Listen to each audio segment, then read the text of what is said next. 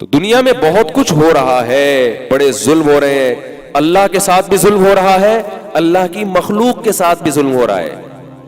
اللہ کے ساتھ سب سے بڑا ظلم دنیا میں کیا ہو رہا ہے جس کو لوگ ظلم سمجھتے ہی نہیں؟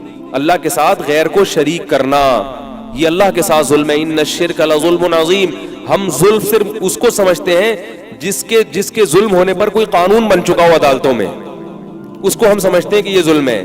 جس ملک کی عدالت میں اگر کوئی قانون نہ ہو تو ہم اس کو ظلم نہیں سمجھتے۔ شرک کو کسی دنیا کی عدالت میں ظلم نہیں سمجھا جاتا۔ انڈیا میں شرک کو ظلم ہے، عدالت میں کوئی ہے کہ جو شرک کرے گا وہ ظالم کہلائے گا اور اس کی سزا اتنے مہینے اس کی جیل ہے دنیا میں؟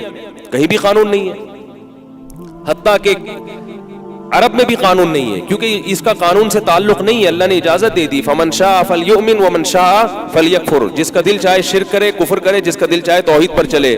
انا اعتدنا جہنم للکافرین نزلا، لیکن فرمائے شرک ظلم ہے، میرے قانون میں اس کی اجازت نہیں ہے۔ دنیا میں اجازت ہے، تم بتوں کے سامنے جھکو یا اللہ کے سامنے جھکو، لیکن آخرت میں اس کی اجازت اللہ کے قانون میں اجازت نہیں ہے۔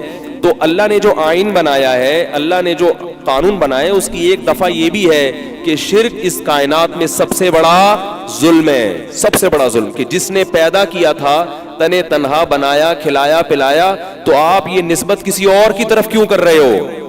اس میں شرکت کیوں کر رہے ہو؟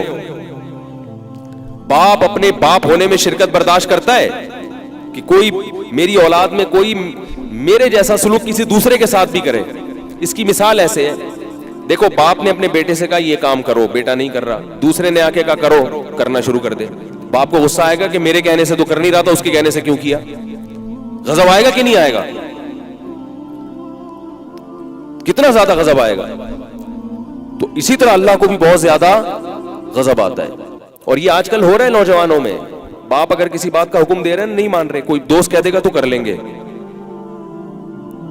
یہ بہت افسوس کی بات ہے بھائی۔